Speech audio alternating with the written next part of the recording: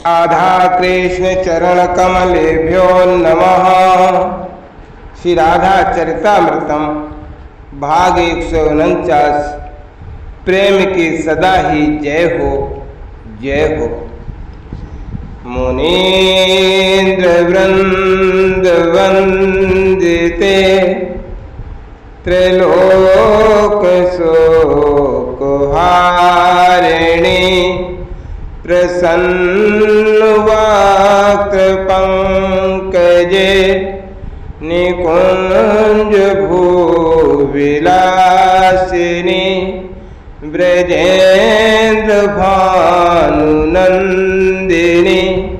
ब्रजेन्द्र सुन संगते कदा करिष्यसि मम कृपा कटाक्ष भाजनम। जय राधा राधा, जय राधा जय श्री राधा। जय कृष्ण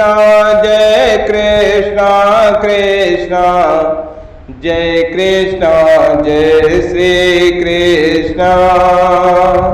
मेरे शरीर में जो 12 ऊर्ध्व पुंड देख रहे हो ना वज्रनाभ, ये गोपी चंदन है। इसकी इतनी महिमा है कि स्वयं न लगाने के बाद भी इस चंदन से किए गए तिलक का कोई दर्शन भी कर लेता है तो उसके पाप ताप नष्ट हो जाते हैं और वो परम पवित्र हो भक्ति का अधिकारी बनता है। महर्षि शार्दुल इस गोपी चंदन की महिमा का गान कर रहे थे। गंगा स्नान से 1000 गुना फल मात्र गोपी चंदन के एक बिंदु यानी मस्तक में लगाने से ही प्राप्त हो जाता है।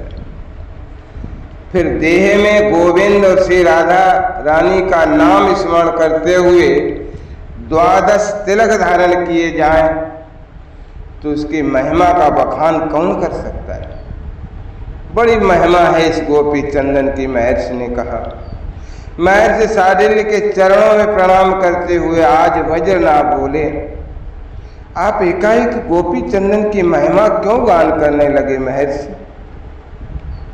वज्रनाभ ने चकित हो पूछा, क्योंकि प्रसंग तो सिद्धपुर में स्नान का चल रहा था ना, फिर आप क्यों गोपी चंदन की महिमा सुनाने लगे? महर्षि सहज हुए और वज्रनाभ को गंभीरता से देखा। दारुक ये सब मेरे अपने हैं, सुंदर सुंदर रथ तैयार करवाओ और ये सब मेरे साथ मेरी द्वारिकापुरी में चलेंगे। अपने सारे दारुक को आज्ञा दी थी कृष्णचंद्र ने, पर हम आपके द्वारिकापुरी में रुकेंगे नहीं। सब चौंक गए थे, क्योंकि सबसे कम बोलने वाली श्री राधा रानी ने ही ये निर्णय सुना दिया था।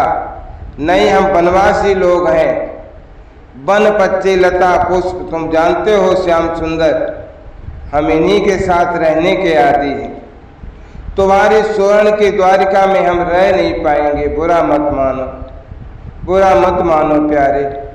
स्वर्ण की नगरी में रहना हम लोगों को शोभा नहीं देता, इसलिए हम जाएंगे और हम तुम्हारी द्वारिका देख कर आएंगे, पर हम रुकेंगे नहीं। तुम्हारे महल में श्री राधा रानी ने स्पष्ट, मैया यशोदा ने श्री राधा रानी के बात का अनुमोदन किया और कहा, लाला राधा ठीक कह रही है, हम लोग वनवासी हैं, वन में रहने वाले हैं, सुवर्ण के महल में हमें मत रुका। अच्छा मत रुकना महल में, मैं अपनी द्वारिका के निकट ही एक सुंदर महल बनवा देता हूँ। कृष्णचंद्र इतना ही बोल पाए थे कि श्री राधा ने हाथ पकड़ लिया। नहीं श्याम सुंदर, हमारे लिए महल की जरूरत नहीं है, कुटिया बना दो और कुछ एक दिन ही तो रहना है। यहाँ बाकी वृंदावन की याद तो सबको आ ही रही है। नंद बाबा ने आगे बढ़कर श्री राधा रानी की बातों का आदर किया और कृष्ण से कहा, कन्हैया हम सब के लिए झोपड़ी बनवा देना, हमारे लिए यही अच्छा रहेगा। नंद बाबा की बातें सुनकर कृष्ण कुछ नहीं बोले। हाँ, अपने सारथी को धीरे से आज्ञा दे दी कि सुंदर सुंदर पर्णकुटी बनवा दो, शीघ्र और द्वारिका के निकट ही बनवाओ। सारथी ने आज्ञा मान ली और अन्य सैनिकों को कृष्णचंद्र की आज्ञा भी सुना दी। वायु गति से चलने वाले यश जोते गए थे रथों में। द्वारिका के निकट उन रथों ने उन्हें पहुंचा दिया था। समुद्र का किनारा, सब ग्वाल सखा, नंदराय, मैया यशोदा, श्री राधा रानी, सखियाँ और मैं ऐसे साढ़े समुद्र को सब ने देखा। समुद्र के मध्य में सुवर्ण की खड़ी द्वारिका भी देखी। स्वागत करने के लिए स्वयं महारानी रुक्मणी खड़ी हैं, उनके साथ सभी रानियां भी आई हैं। पुत्र पौत्र सब श्री राधा रानी के दर्शन करने के लिए जुट गए थे। आरती उतारी श्री रुक्मणी ने श्री राधा रानी की, यशोदा मैया के चरण धोए। वसुदेव जी ने बड़ा आदर किया नंद बाबा का। आचार्य गर्ग के दर्शन का मुझे भी लाभ शीघ्र ही प्राप्त हो गया था। चरण रखिए द्वारिका में, रुक्मणी ने बड़े आदर से कहा। नहीं, हमने यहीं से देख लिया, बड़ा सुंदर शिखर है, सुवर्ण की द्वारिका है ये। श्री राधा रानी ने फिर मना किया, महारानी आप चिंता न करें, हमको वन इत्यादि में ही रहने की ज़्यादा आदत है, इसलिए हम लोग इधर ही रहेंगे। आप सब आना अपने पुत्र और पौत्रों को लेकर आना, मैं सबसे मिलना चाहती हूँ। श्री राधा रानी और मैया यशोदा ने सबको यही बात कही थी। द्वारिका के ही निकट एक प्राकृतिक सुंदर स्थान था। एक सुंदर सरोवर भी था। तालाब में वो सुंदर सुंदर पुष्प खिले थे, कमल के ही पुष्प थे और आश्चर्य हर रंग के पुष्प थे।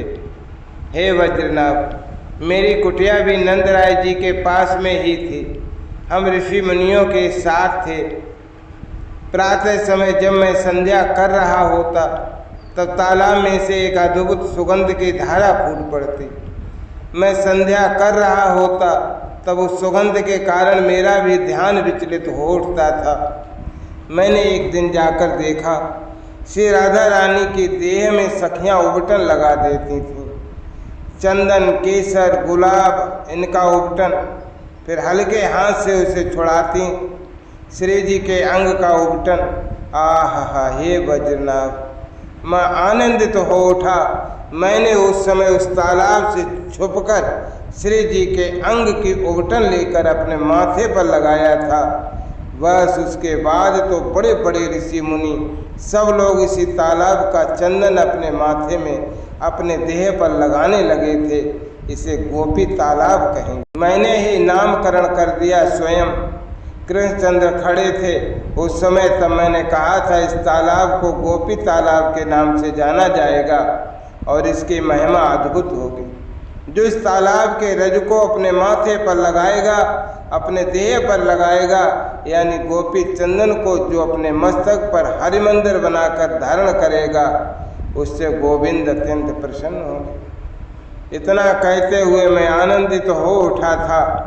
हाँ, उस समय मेरी बातों को सुनते हुए श्याम सुंदर ने आगे बढ़कर गोपी तालाब को भी प्रणाम किया और गोपी चंदन की महिमा स्वयं गाने लगे थे। हे वज्रनाभ, गोपी तालाब द्वारिका के पास में है और वैष्णव जन जो ऊर्ध्व पुंड धारण करते हैं वो गोपी तालाब की ही रज है।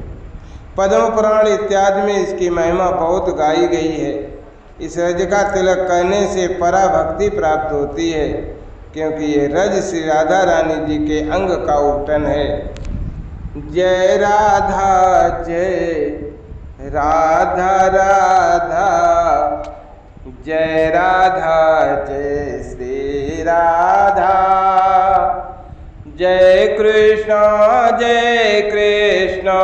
कृष्ण, जय कृष्ण जय श्री